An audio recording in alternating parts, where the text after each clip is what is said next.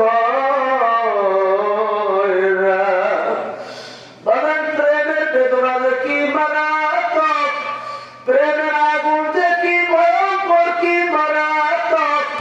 বাগান যারা প্রেমে না পড়ছে তাদেরকে বোঝানোর সম্ভব না।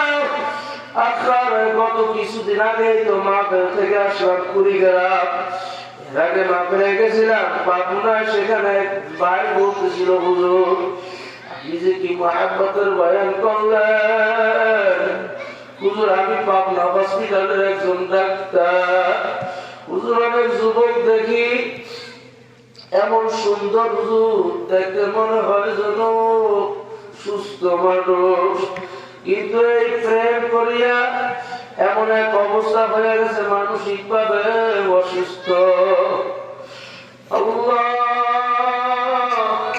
আমি যখন চিন্তা করিয়া দেখলাম আপনার দুনিয়ার সামান্য প্রেম ভালোবাসায় যদি মানুষ মানসিক অসুস্থ হইয়া যায়, দুনিয়ার ঘর বাড়ি টাকা পয়সা সব কিছু ছাড়িয়া দেয়, আখারে আমার মাওলার কি মহাব্বতের কম হইয়া গেল, আমার মাওলার দয়া কি এর চাইতে কম হইয়া গেল। কেন আমরা মাওলার জন্য মহাব্বত করতে পারলাম না? বাগান দুনিয়ার ভিতরে ওই লায়লা মজনুর ঘটনা আপনারা সবাই জানেন। লায়লা তেমন একটা সুন্দর মেয়ে না, বাদশার ছেলে মাজনু তার জন্য পাগল হয়ে গেছে। এই দুনিয়ার প্রেম। মাজনুকে একদিন জিজ্ঞেস করতেছে, ভাই মজনু তোমার বাবা তো বাদশাহ,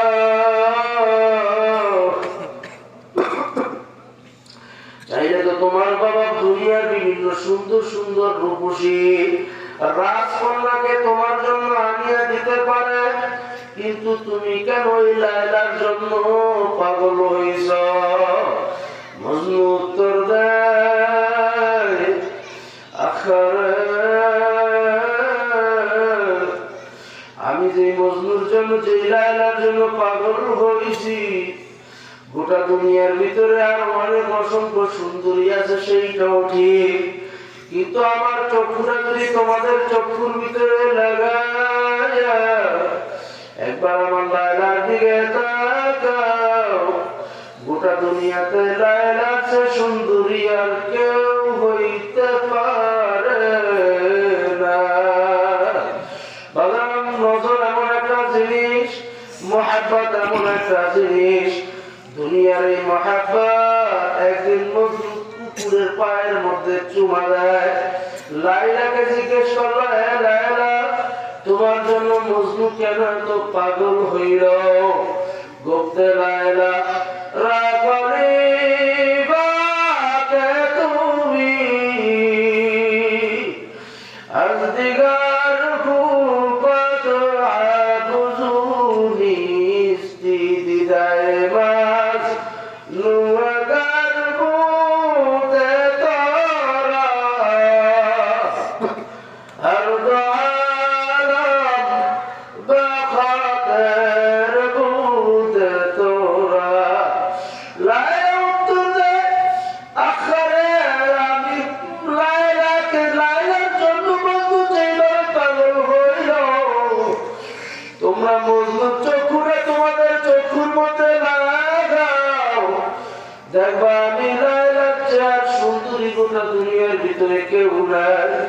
দুনিয়ার প্রেমের জন্য যদি বাদশাহী ছাড়তে পারে, আমার মাওলার মহাব্বত কি এর চেয়েও কম হইয়া গেল? আমার মাওলার মহাব্বত তাদের ভিতরে তৈরি হয়ে যাবে। যারা আমার মাওলার আশিক, যারা আমার মাওলার আশিক হয়ে যাবে, তাদের মাঝে সম্পূর্ণ মাসলাক মাযহাব ভিন্ন। এরা কিয়ামতের ময়দানে উঠলে এদের কোনো হিসাবের চিন্তা নাই, নিকাশের চিন্তা নাই। আর কিয়ামতের ময়দানে সবাই ভয়, সবাই টেনশনের ভিতরে থাকবে, কিন্তু যারা মাওলার আশিক তারা কোনো চিন্তা টেনশনে থাকবে না। আখারে তারা শুধু কিয়ামতের ময়দানে দৌড়াইবে আর বলবে আমার মাওলায় কই, আমার মাওলায় কই, আমার মাওলায় কই। আশিকারা মিল্লাত মাযহাব জুদাস, আশিকারা মিল্লাত মাযহাব খুদাস, আশিকারা রোজে মাহশর বা কিয়ামত কারণী, আশিকারা জুজ তামাশাই জামানে ইয়ারনি। আশিকদের কোনো মাযহাব নাই, তরিকা নাই, এরা কিয়ামতের ময়দানে উঠে আমার মাওলাকে খুঁজবে আর দৌড়াইবে আমার মাওলায় কই, আমার মাওলায় কই, আমার মাওলায় কই, আমার মাওলায় কই, আমার মাওলায় কই। কিয়ামতের ময়দানে এদের কাছে জান্নাতের খবর নাই, জাহান্নামের খবর নাই, আমার মাওলায় কই। শুধু এইভাবে মাওলারে খুঁজবে আর দৌড়াবে। আর ওই আশিকরা বলতে থাকবে জান্নাত দোজখ সে ইয়া রব क्या करो, आरज़ू है मैं तुझसे देखा करो, तू जन्नत दोज़ख फैज़ा फैज़ा, बेतुगा बेतुगा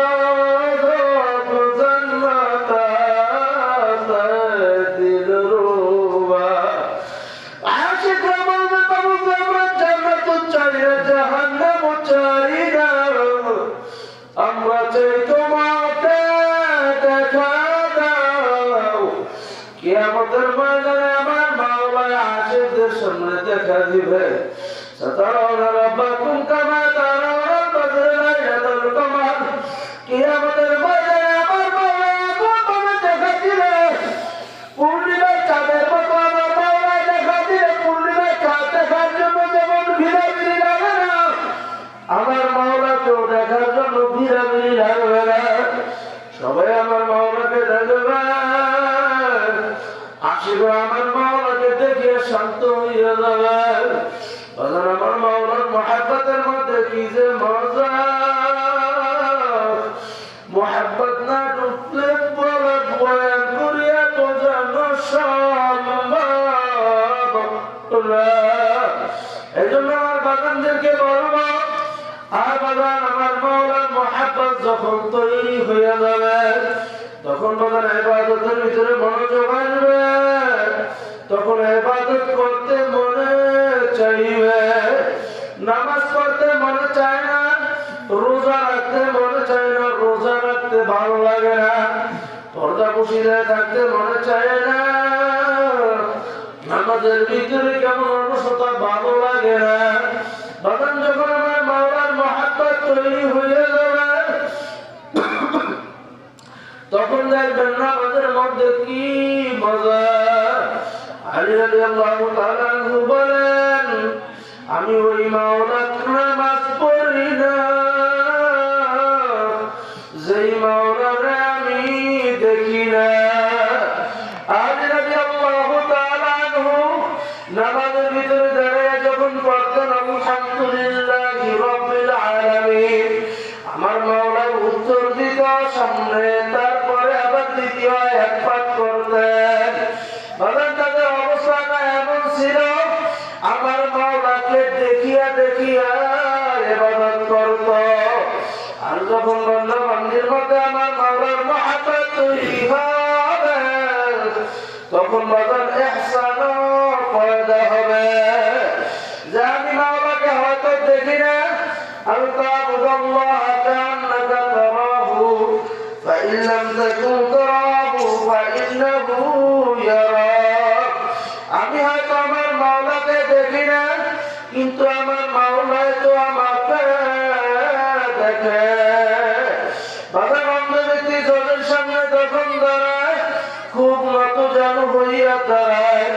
যখন অন্ধকে জিজ্ঞেস করে, অন্ধ তুই কেন জজের সামনে দাঁড়াইলি খুব নত যেন হইয়া? তখন অন্ধ উত্তর দেয়, আমি হয়তো জজরে দেখি না, কিন্তু জজ তো আমাকে দেখে। ঠিক তোমার বান্দা বান্দিরা আমার মাওলার ইবাদত এইভাবে করতে থাকেন, যতন খেয়াল করবেন। আখের আমি নামাজ পড়তেছি, হয়তো আমার মালিকরা আমি দেখি না, কিন্তু এইটা দিনের ভিতরে খেয়াল রাখবেন, আমি হয়তো আমার মাওলাকে দেখি না, আমার মাওলা তো আমাকে দেখে। এইভাবে আস্তে আস্তে চেষ্টা করতে থাকেন, দেখবেন আল্লাহর ফজরে করবে মহাব্বত তৈরি হইয়া যাবে। আর আল্লাহর মহাব্বত তৈরি হইলে ইবাদতের ভিতরে মজা চলে আসবে। আর আল্লাহর মহাব্বত যখন তৈরি হবে, তখন বলেন যেই দিকে চাবেন শুধু আমার মাওলাকেই দেখবেন।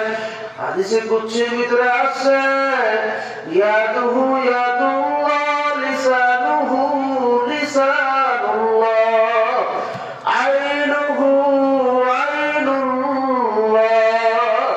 আমি বান্দা বান্দিকে দেখি, আমি আমার বান্দা বান্দি যখন আমার মাওলার হুকুম অনুযায়ী চলতে চাই, চলতে চলতে চলতে চলতে এমন এক অবস্থান তৈরি হবে, যখন মহাব্বতের চূড়ান্ত পর্যায়ে চলে যাবে, হাত দেখবেন আমার মাওলার কুদরতি হাত, চক্ষু দেখবে তো মনে হবে আমার মাওলার কুদরতি চক্ষু, পাও দেখবে আমার মাওলার কুদরতি পাও। এই জন্য বলেন মাওলার মহাব্বত ভিতরে তৈরি হইলে, আমার মাওলার মহাব্বত ভিতরে পয়দা হয়ে গেলেন, দেখবেন আর ইবাদতে কোনো বিঘ্নতা নাই। আমার মাওলার হুকুম কষ্ট হইল, ইবাদত চালায় যাওয়া লাগবে। আর যে দ্বিতীয় আয়াত তিলাওয়াত করছি, আমার মাওলা বলতেছে, বান্দা বান্দা আমি কিন্তু তোকে বানাইছি, তোকে একমাত্র বানানোর উদ্দেশ্য হইল আমি মাওলার গোলামি করা। বান্দা বান্দি তুই দুনিয়ার ভিতরে চলতে থাক, তোর জন্য আমি সব কিছু উন্মুক্ত করিয়া দিলাম, কিন্তু বান্দা বান্দি মনে রাখিস আমি তোকে বানাইছি আমার গোলামি করার জন্য। ওমা খালাকতুল জিন্না ওয়াল ইনসা ইল্লা লিয়াবুদুন। তাফসীরে জালালাইন লিখে লিয়াবুদুন আই লিয়ারিফুন। আমি তোকে আমার বান্দা বান্দি তোকে বানাইলাম আমার গোলামির জন্য, শুধু গোলামি না আমার পরিচয়ের জন্য। এই পরিচয় যখন পাবেন, তখন অটোমেটিক মুহাব্বত তৈরি হবে।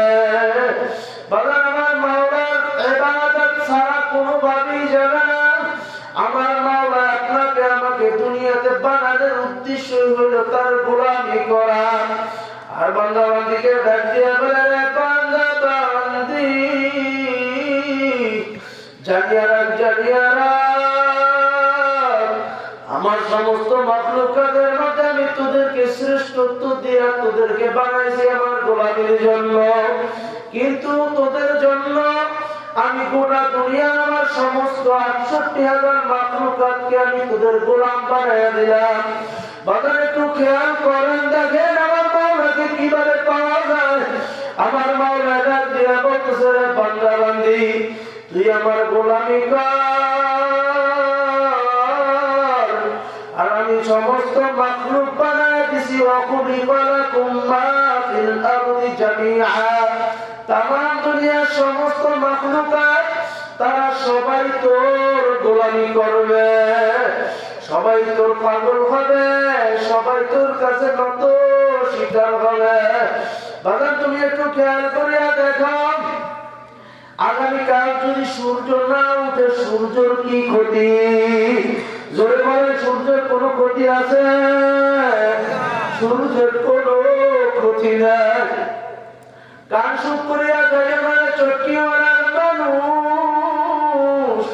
যতটুকু আলোচনা করি একটু দিল দিয়ে বুঝিয়া শুনিয়া শোনার জন্য আমি অনুরোধ করতেছি। খুব ভালো করিয়া বোঝার চেষ্টা করেন। আগামীকাল যদি আমার মাওলা সকালে এই অন্ধকারকে ঘোষণা দিয়া দেয়, এ সূর্য খবরদার খবরদার খবরদার, তুই আগামীকালকে বিকালে আর ডুববি না। বলেন তো দেখি, সূর্যের কোন ক্ষতি আছে? আসমানের ভিতরে রাত্রের মতো দিন হয়ে থাকবে।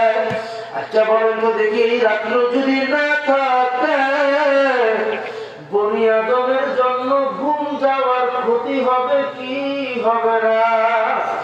আর যদি এখন আমার মাওলা সূর্যের ডাক দিয়া বলিয়া দেয়, ওরে সূর্য আগামীকালকে সকালে আর উঠবি না, এ দুনিয়ার কোন বড় ক্ষমতা তোর আছে যে আকাশে সূর্য উঠাবে?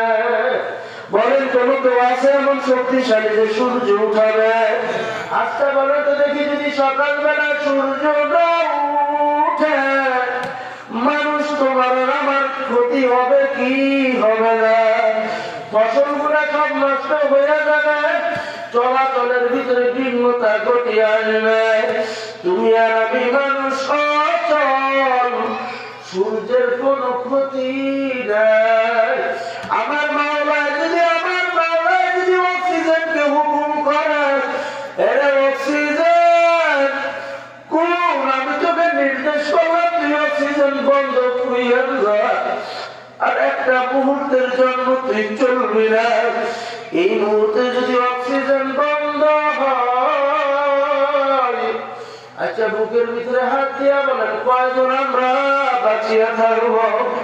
এই অক্সিজেনের যে কি দাম,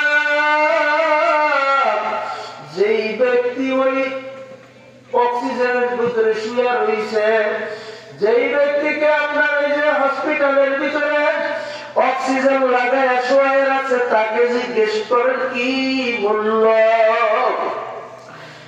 এই অক্সিজেন আমার মাওলা যদি বন্ধ করিয়া দেয়, তোমার আর আমারই ক্ষতি। বলেন এই মাখলুক গুলা কার, এই সৃষ্টি গুলা কার? আমার মাওলার সৃষ্টি। আপনার বাড়িতে মেহমান চলে আসে, নতুন মেহমান, বাড়িতে কোনো মুরগিও নাই, গোস্ত নাই, অথচ এমন মেহমান আসে গোস্ত খাওয়ানো লাগবে। বাড়িতে ওই বুড়া মুরগিটাকে হায়াতুল হায়াওয়ান লিখে, বাড়িতে ওই বুড়া মুরগিটাকে ধরিয়া আপনি জব করিয়া দিলে, মুরগির বাচ্চাগুলো চিওক চিওক করিয়া ডাকে, কেমন যেন করুন সুরে বলে, তোমরা আমাকে, তুমি আমাকে কার হাতে রাখিয়া যাও, আমাকে কাকে ধরবে, আমাকে চিনে ধরবে। ও মা, আমাকে রাখিয়া যায়। হায়াতুল হায়ানের ভিতরে লিখে বুড়া মুরগিটা দিয়া বলে, বাচ্চারা আমাদেরকে বানাইছে বনি আদমের জন্য, বনি আদম খাইয়া শুকুর আদায় করুক, এটাই আমাদের কাজ। বাগান যদি দুনিয়ার ভিতরে একটা মুরগিও না থাকে, বলেন মুরগির কি ক্ষতি? বাড়িতে যদি গরু না থাকে, তামাম দুনিয়ায় কোনো গরু না থাকে, গরুর কি ক্ষতি? কোন মাখলুকের কোন ক্ষতি নাই। সমস্ত মাখলুক গুলা বান্দা বান্দির জন্য আমার মাওলা বানাইল। আমার মাওলা রাজিয়া করতেছে না বান্দা বান্দি, অখলিকালাকুম মা ফিল আরদি জামিআ, হে বান্দা বান্দি সমস্ত মাখলুক আমি বানাইছি তোর জন্য, আর তামাম দুনিয়ার সমস্ত মাখলুক তোর গোলামি করবে। শুধু বান্দা বান্দি তোকে বানাইছি আমি মাওলার গোলামির জন্য, তুই বান্দা বান্দি আমি মাওলার গোলামি করবি। সত্যর মতো শিকার হইলাম, এখন বান্দা বান্দে আমি চাইয়া দেখি তুই আমার কোন হুকুমে নাই। আমি ফজরে ডাকছি, মুয়াজ্জিন ফজরে আমার মাওলার পক্ষ থেকে ডাকছেন, আসসালাতু খায়রুম মিনান নাওম, ঘুম হইতে নামাজ ভালো, ঘুম হইতে নামাজ ভালো। এ বান্দা বান্দি তুই উঠে আসো নাই, সেখানে আমি তোকে আমার কাজে পাইলাম না। জোহরের সময় তাকাইয়া দেখি মসজিদ ফাঁকা, আমি তোকে সেখানেও পাইলাম না। ফজরে গায়ে হাজির, জোহরে গায়ে হাজির,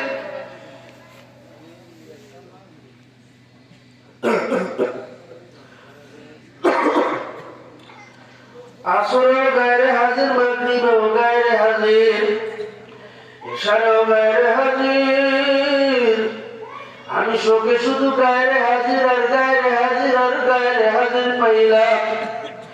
রোজার হুকুম দিয়েছি, তুই রোজা রাখো নাই, পর্দা করে চলার জন্য বলছি, পর্দা করো নাই, আমার কোন হুকুমে পাই নাই। এখন বান্দা বান্দি তুই তোর নিজের বিচার কর, আমি তোকে দিয়া কি করব? তুই তো গরুটাকে জবাই দিয়ে খায়া ফলাইলি, তুই গরুটা তোর কাজের ভিতরে ব্যবহার করলি, মুরগি তুই কাজে ব্যবহার করলি, যেই গাছটায় ফল দেয় না ওই গাছটা কাটিয়ে লাকড়ি বানাইয়া দিলি। আরে মানুষ শুধু কি তাই, একটা গাভী গরুকে রাত্রের বেলা তুই দূরে বাঁধিয়া তার বাচ্চাটাকে তুই তার কাছ থেকে দূরে সরাইয়া বান্ধিয়া রাখলি, সারা রাত্র গাভী গরুটার কাছে বাচ্চাটা আসতে পারে না। হায়াতুল হায়াওয়ানের ভিতরে লিখে গাভীর বাচ্চাটা ওই দূরে দাঁড়াইয়া দাঁড়াইয়া হাম্বা হাম্বা করিয়া ডাকে, এমন দূরে ডাকতে বলে বাবা আমার গলা শুকাইয়া যায়, আমি দুধ খাওয়া।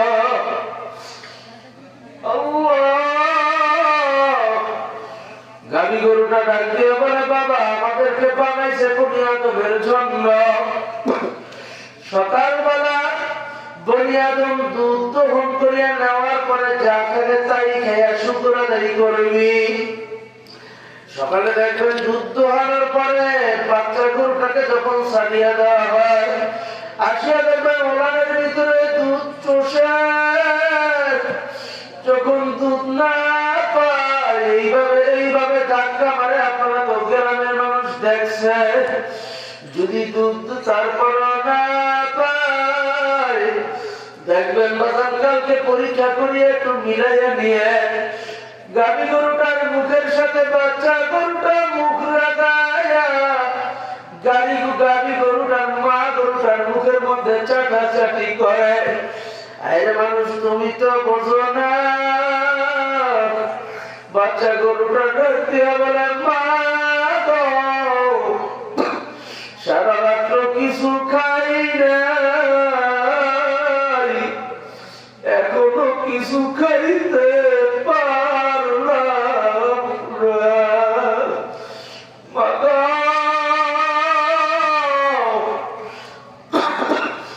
আমি দুধ খাবো, আমাকে খাইতে দাও। গাভী গরুটা কাটতে বলে বাচ্চা তোমাকে আমাকে বানাইছে বনিয়াদমের জন্য, বনিয়াদম খাওয়ার পরে যা থাকবে তাই তুই খাইয়া শুকর আদায় করবি। এর মানুষ তোমার আমার জন্য আমার মাওলায় সব কিছু বানাইল, সব কিছু তোমার আমার জন্য করলো, কিন্তু আমার মাওলার কোন হুকুমে তোমাকে পায় নাই। এখন তুমি তোমার নিজের বিচার করো।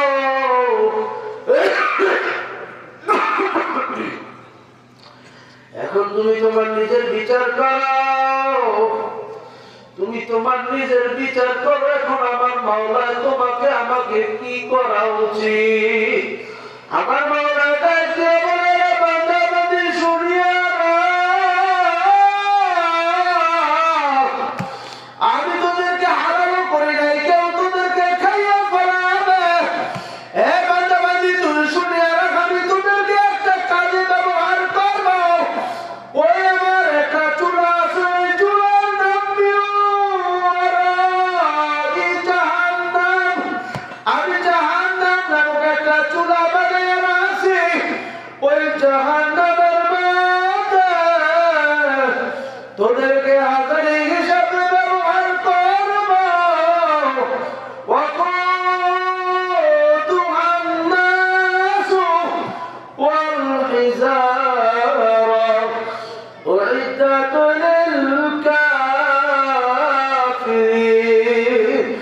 আমার মাওলা মানুষ এবং পাথরকে জাহান্নামের ভিতরে চালাইয়া দিবে। এর বেলা তোমাকে আমাকে ওই জাহান্নামের ভিতরে যাওয়াবে। জাহান্নাম কোনো সাধারণ জায়গা না। জাহান্নামের আগুন এত ভয়ঙ্কর,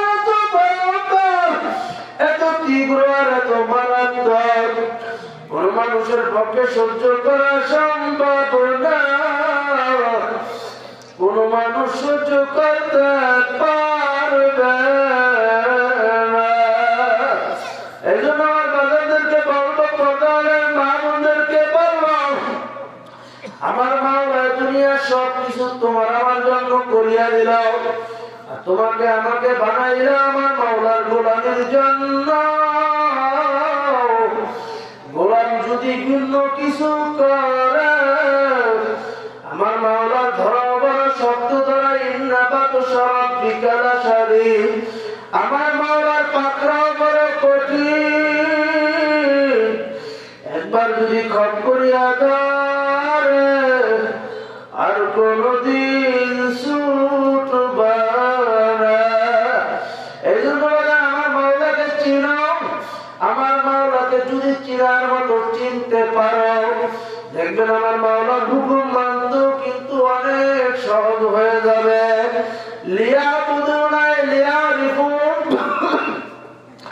আমার মাওলার পরিচয় নিজের ভিতরেই খুঁজতে থাকো, নিজের ভিতরে তাকাও, তাকাইলে দেখবে আমার মাওলার পরিচয় পাইয়া গেছ। আমার মাওলা ডাক দিয়া বলে, বান্দা বান্দি তুই কেন চিন্তা করো না, ফিকির করো না, তুই তোর নিজের দিকে তাকা। আমি মানুষ তোকে কিভাবে বানাইলাম।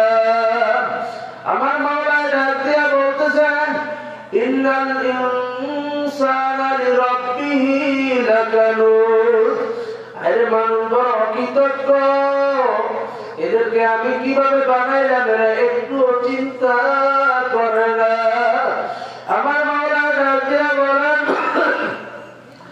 আল্লাহ তাআলা আল ইনসানি হিনুম মিনাদ দাহরি লাম ইয়াকুন শাইআন মাযকুরা ইন্না খালাকনাল ইনসানা মিন নুতফাতিন আমশাজিন নাবতালিহি ফাজআলনাহু সামিআন বাসীরা।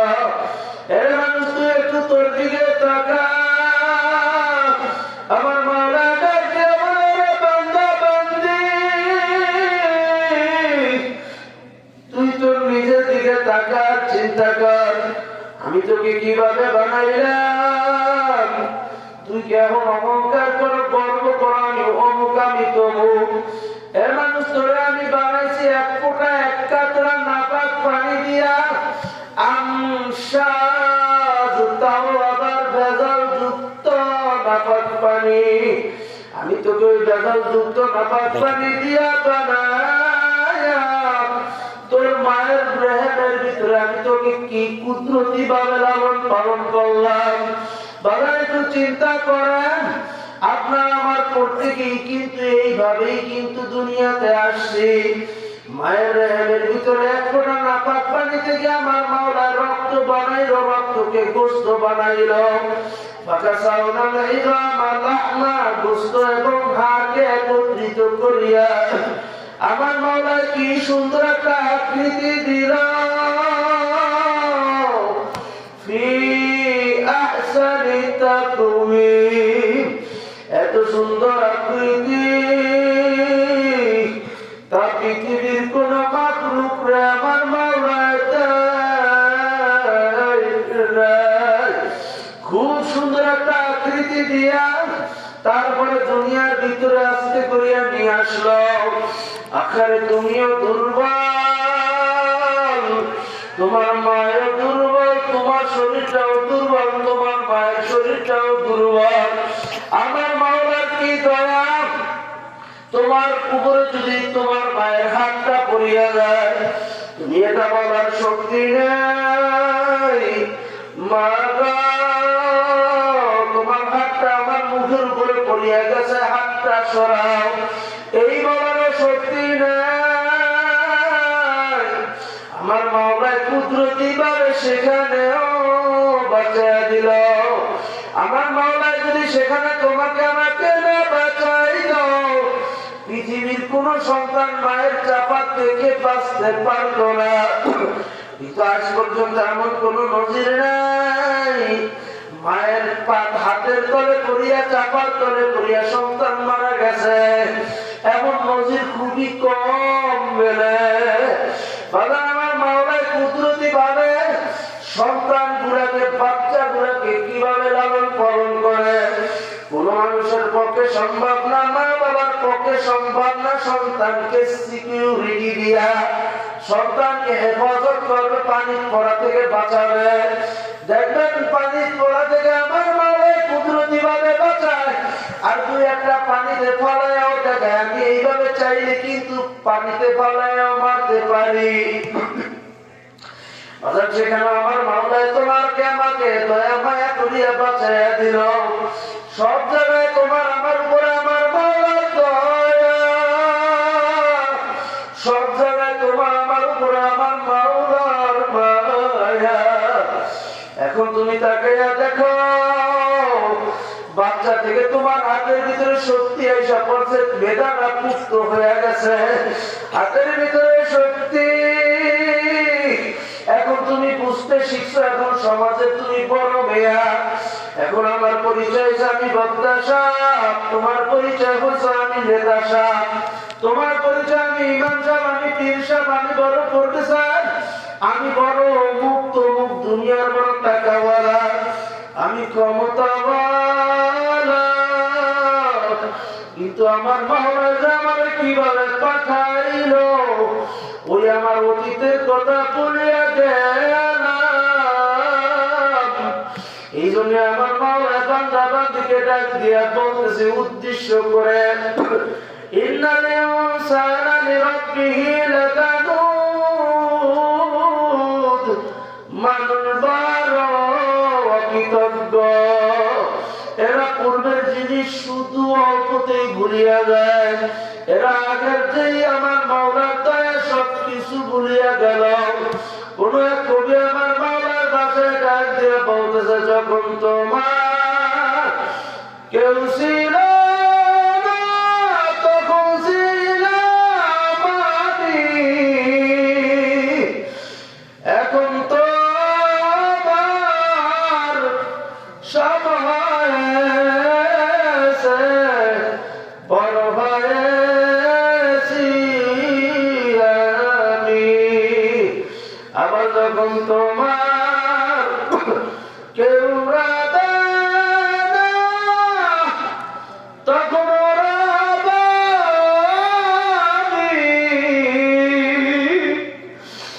আমার কাছে যতই ভাবো তুমি ফাসাওবা তারা ইযা কাশাফাল কুবার আবারাসুল তাহতা রিজলিকা মুহিমারা বাগান যতই চিন্তা ফিকির করো আমার মাওলার কাছে কিন্তু যাওয়া লাগবে এই দুনিয়া থাকা যাবে না থাকার জায়গাও না কেউ থাকতেও পারে না থাকা সম্ভব না দুনিয়া থেকে আমার মাওলাকে নিয়েই যাওয়া লাগবে। আমার মাওলা বান্দা বান্দিগুলোকে স্মরণ করে বলে, বান্দা বান্দি তোর আমি এত দয়া মায়া তোর উপর করলাম, এরপর আমাকে খুঁজিয়া পাও না। বান্দা বান্দি একটু খেয়াল কর, আমি তোর সাহাবাদের নিকটে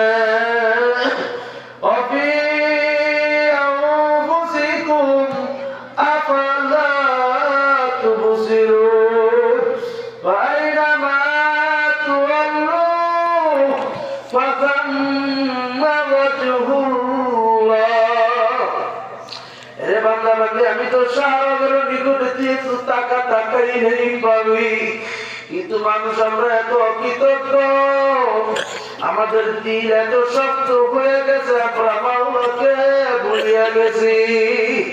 আমার মাওলা ডাক দিয়ে বলে, রে বান্দা বান্দি, তুই যতই কৌশল কর যত যাই কর, শেষ ঠিকানা কিন্তু আমার কাছে। তোকে আমি দুনিয়ার ভিতরে চলার স্বাধীনতা দিয়া দিছি। তুই চলতে থাক, তোর যতই শক্তি হোক না কেন, তোর যতই বড় মেয়াদি হও না কেন, তুই চলতে থাক, চলতে থাক, চলতে থাক, চলতে থাক। যখন সময় হয়ে যাবে আমি অন্যের উপরে টান দিয়ে তোকে নিয়ে আসবো, আর এক মুহূর্ত দুনিয়াতে থাকতে পারবি না।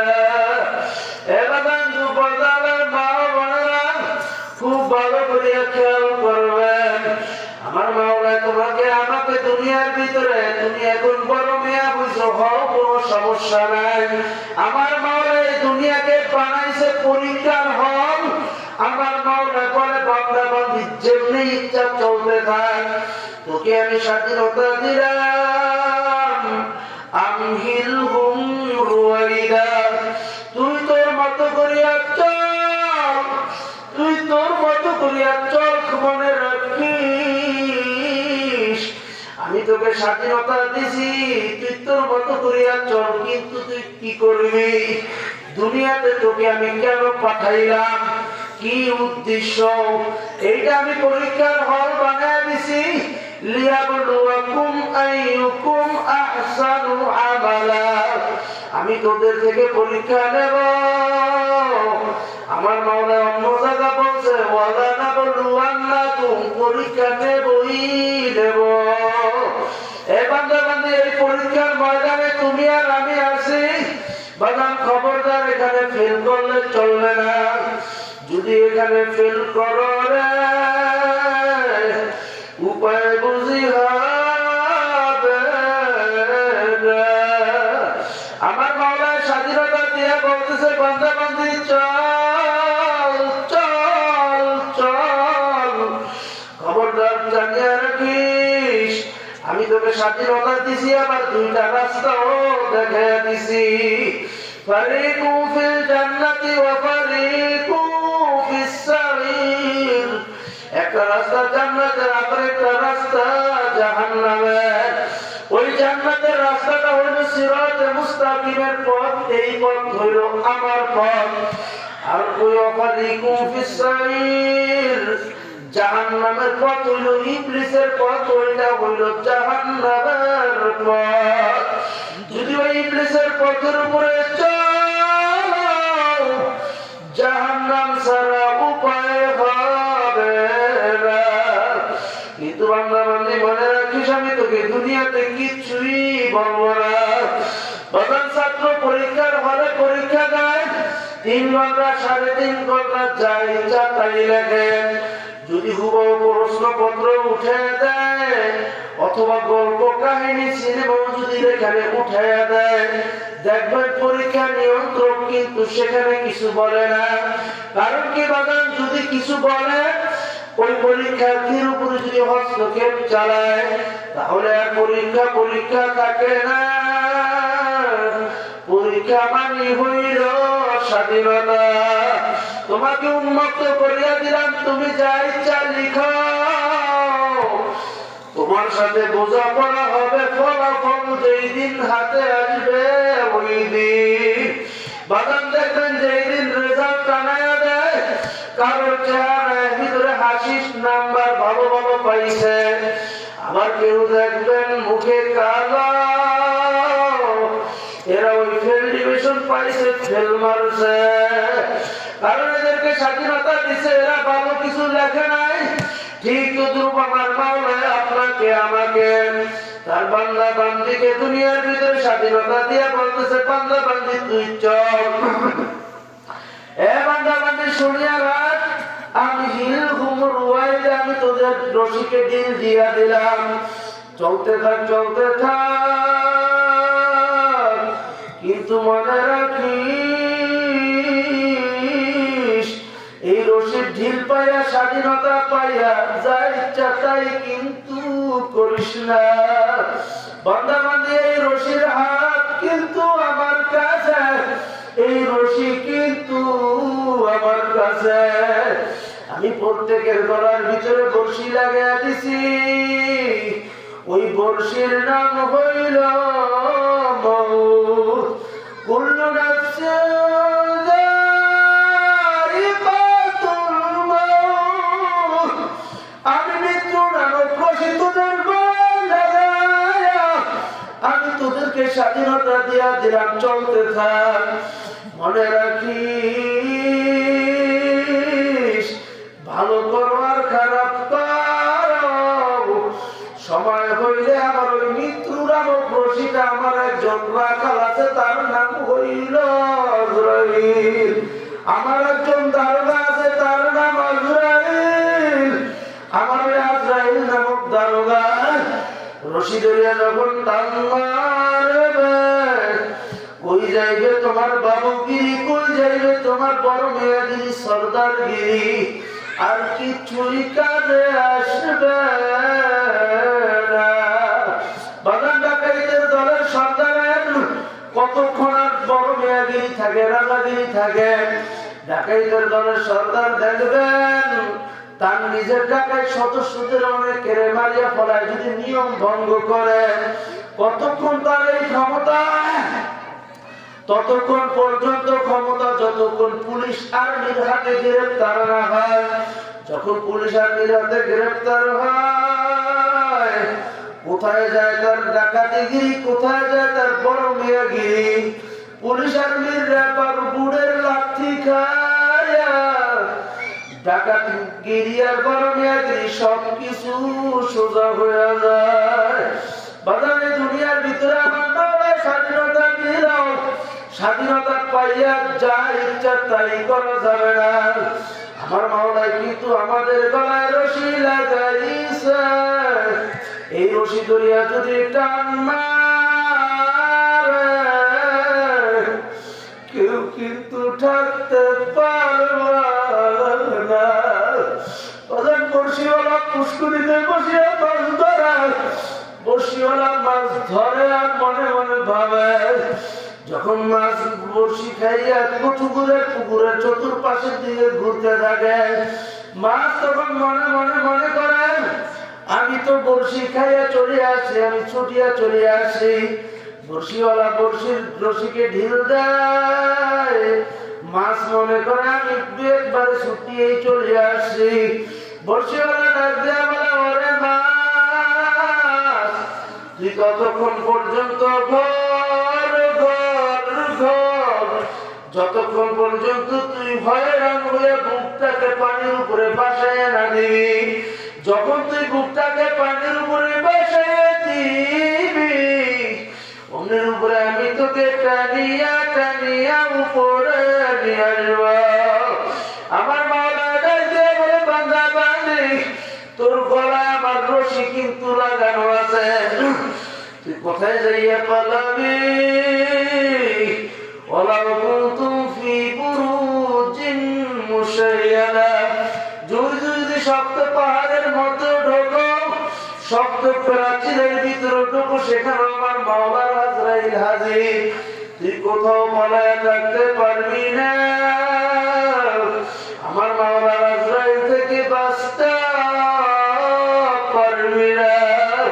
কাজী বাগান একটু চিন্তা করিয়া দেহটাকে ভাঙিয়া চক্ষুটাকে বন্ধ করিয়া আলোচনা এখানে শেষ করিয়া দেব।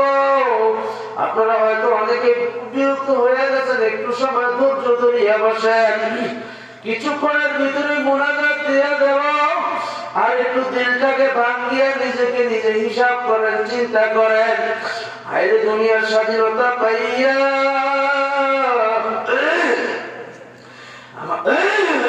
আমাকে আপনাকে পাঠাইছে তার গোলামির জন্য। চিন্তা করিয়া দেখো, তোমার আমার যে হায়াত চলিয়া যায়, স্বাধীনতা পাইয়া না যেন ভুলভাল এই হায়াতকে অপব্যবহার না করিয়া বলায় খবরদার, সাবধান। বাজান যেই সময় একবার চলিয়া যাবে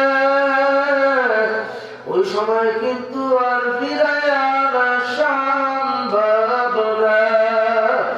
গুজশতা জমানা ফেরাতা नहीं, জমানা বায়ক হাল রাতা नहीं।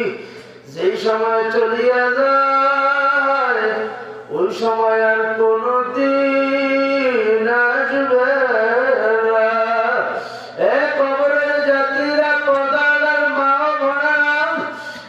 স্বাধীনতার উপরে যদি জাহান্নামের উপরে চলিয়া যাও, স্বাধীনতা পাইয়া যদি জাহান্নামের পথে চলতে চলতে তুমি তো জানো না কখন তোমার রশি টান পড়বে, তোমারও জানা নাই আমারও জানা নাই। ওই মালিকের আজরাইল, মালিকের রাখা তোমার আমার পিছনে ঘুরতেই আছে। বাগান দেখবেন সকালবেলা রাখাল গরু গুলাকে ছাড়িয়া দেয়, মাঠের ভিতরে ঘাস খায়। বিকাল হইলে গরু গুলাকে খেদাইয়া খেদাইয়া গোয়াল ঘরের দিকে হাঁকাইয়া হাঁকাইয়া নিয়ে যায়। ঠিক তদ্রুপ তোমার আমার পিছনে এরকম একজন রাখাল লাগিয়া রইছেন, এরকম একজন দারোগা লাগিয়া রইছেন। তোমাকে আমাকে হাঁকায়, তোমাকে আমাকে একটু নিজের দিকে তাকাইয়া দেখাও। একটা সময় এই তো কিছুদিন আগে আমার মুখে দাড়ি ছিল না, আজকে দাড়ি গজায়া গেল। আজকে এখানে মজলিসের ভিতরে আছে অনেক মানুষ, দাড়ি গুলা কুচকুচে কাঁচা ছিল, এখন দাড়ি গুলা একটু আয়নার দিকে তাকাইয়া দেখি দাড়ি গুলা কে যেন সাদা করিয়া দিল। আখরে একটা সময় 50 কেজি ওজন মাথায় নিয়ে দৌড়ে চলিয়ে যাইতাম, এখন 5 কেজি ওজন নিয়ে হাঁটা যায় না। বুকটার ভিতরে হাঁপাইয়া আসেন, শরীরটা কেমন অচল হচল হইয়া যায়। আগে 1 মাইল দূরে থেকে দেখা যাইত কে যেন চোখের আলোকে আস্তে আস্তে দিন দিন কমায়া ফেলায়, কে যেন শরীরটাকে খাপায়া নিতেছে, কে যেন শরীরের শক্তি দিন দিন কেমন যেন কমায়া ফেলায়। বাজার দুনিয়ার আমি তো বুঝি না, তোমাকে আমাকে প্রতিনিয়ত আজরাইল নামক দারোগা খেদাইতে আছে। এইভাবে খেদাইতে খেদাইতে খেদাইতে খেদাইতে খেদাইতে কোন সময় জানি এমন ভাবে থাবা মারবে, ওই থাবা থেকে আর কেউ বাঁচতে পারবো না। খোদা না খাস্তা, খোদা না খাস্তা তুমি বেইমান অবস্থায় থাবাটা মারিয়া বসে, বাগান তোমারই বা কি উপায় হবে, আমারই বা কি উপায় হবে। ওরে আমার মাওলা, ওরে আমার মাসুক রে, দয়া মায়া করে আপনি আমাদের সবাইকে মাফ করেন। ধন্যবাদ। এখান থেকে আমার মাওলারে চিনেন, জিন্দিগি কত অনেক গুনাহ হয়ে গেল, জীবনের পৃষ্ঠা উল্টা 60 বছর 70 বছর হয়ে গেল, দেখেন গুনার সংখ্যাই বেশি, নামাজ কাজার সংখ্যা বেশি, রোজা ছাড়ার সংখ্যা বেশি, বেপরদার সংখ্যা বেশি। আমার মাওলা ডাক দিয়া বলে, বেনামাজিরা, বেরোজগারিরা, নাফরমানের দল, এর শুনিয়া রাখ, শুনিয়া রাখ, আমি মাওলা দরজা করো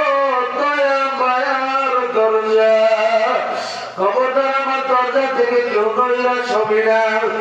লা তাকুনাতু মির রাহমাতিল্লাহ ইন্নাল্লাহা ইয়াগফিরুয যুনুবা জামিআ বাযা আর তেআজদে বাযা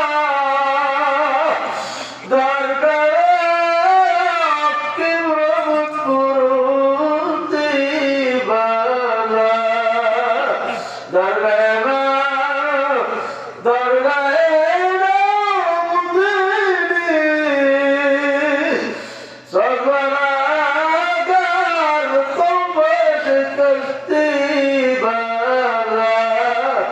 আমার মাওলা এত দয়ার মাওলা, ভূত পূজার মতো করিয়া যদি আমার মাওলার কাছে তওবা করো, আমার মাওলার সাথে সাথে তওবাকে কবুল করিয়া মাফ করিয়া দেবে।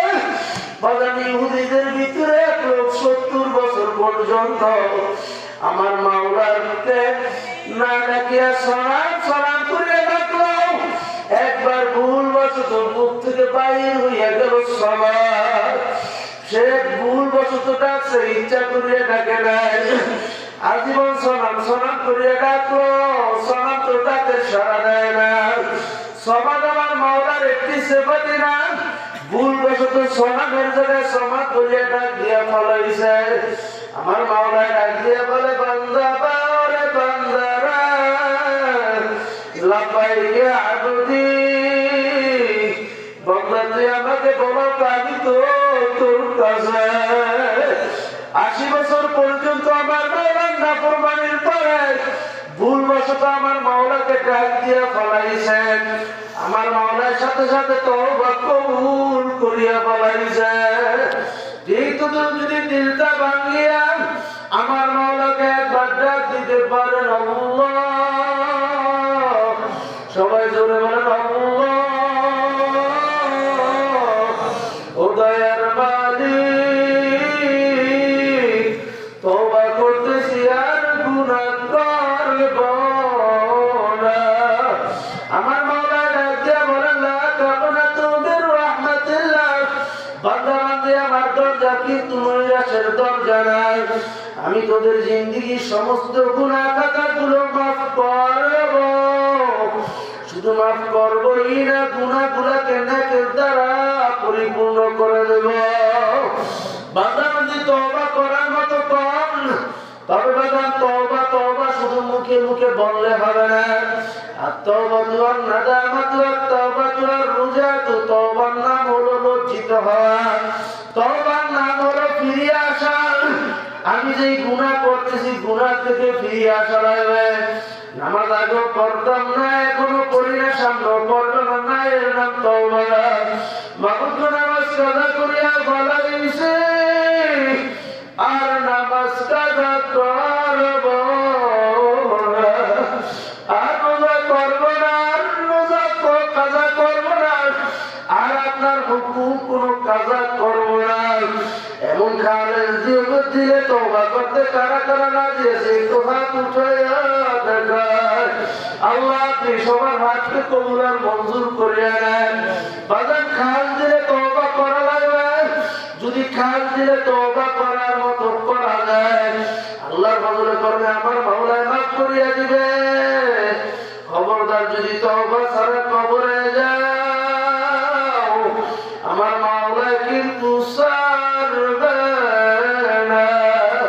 আল্লাহ রাসূল সাল্লাল্লাহু আলাইহি ওয়াসাল্লাম বলেন, আল কবরু রাওযাতুম মিন রিয়াদিল জান্নাহ আও হুফরাতুম মিন হুফারিন নার। কারো কারো জন্য এই কবরটা জাহান্নামের কুণ্ডলিতে পরিণত হইয়া যাবে। আল্লাহ আপনি আমাদের সবাইকে মাফ করে দেন। এই জন্য বলেন এখান থেকে তওবা করেন, তওবা করি আমার মাওলার ভয় ভিতরে ঢুকাইয়া তারপরে দুনিয়া থেকে রওনা দেন। আখেরে আপনার আমার চিন্তাও নাই, যারা দুনিয়া থেকে ঘোষণা পাইল আমার মাওলা যাদেরকে মাফ করিয়া দিল, তাদের ভিতরে আমার মাওলার ভয়, জাহান্নামের ভয়, কিয়ামতের ভয়, আযাব গজবের ভয়,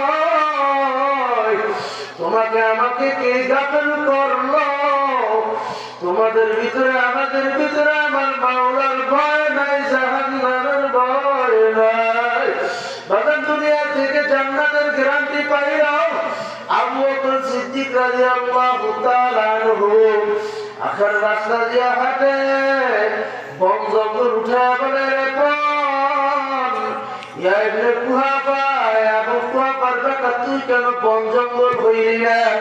তুই কেন গাছের পাতা হইলি না? তুই কেন আবু বকর মানুষ হইলি? তুই যদি গাছের পাতা হইতি রে, তোর কোনো হিসাব কিতাব দেওয়া লাগতো না। আয় আবু বকর রাদিয়াল্লাহু তাআলা আনহু, যার মর্যাদা নবীদের পরের স্থান, দুনিয়া থেকে আমার মাওলা যাকে জান্নাতের সুসংবাদ দিল, সেই আবু বকর পর্যন্ত জাহান্নামের ভয়ে কান্দে। আমার মাওলার ভয় কান্দে। ওমর ইবনে খাত্তাব রাদিয়াল্লাহু তাআলা আনহু, আল্লাহর নবী সাল্লাল্লাহু আলাইহি ওয়াসাল্লামের প্রিয় সাহাবী, দুনিয়া থেকে জান্নাতের সুসংবাদ পাইল। বাজান কাঁদতে কাঁদতে চোখের নিচে কালো দাগ পড়াইল। সাথীরা আসিয়া বলতেছে, আমিরুল মুমিনিন, আপনার চোখের নিচের কালো দাগ ভালো লাগে না। আমিরুল মুমিনিন, আপনি যদি ঔষধ ব্যবহার করেন, আপনার এই চোখের নিচের কালো দাগ ভালো হয়ে যাবে। আমিরুল খাত্তাব রাদিয়াল্লাহু তাআলা আনহু বলেন, এর সাথীরা, আমি ওমরের কোনো আমল নাই, আমার কোনো ইবাদত নাই, আমার মাওলা যদি তারে, এর ওমর তুই আমার কাছে কি নিয়ে আসছস? আমি আমার মাওলাকে দেখাবো, মাবুদ দাও। আমি জাহান্নামের ভয়, কিয়ামতের ভয়, আপনার ভয়।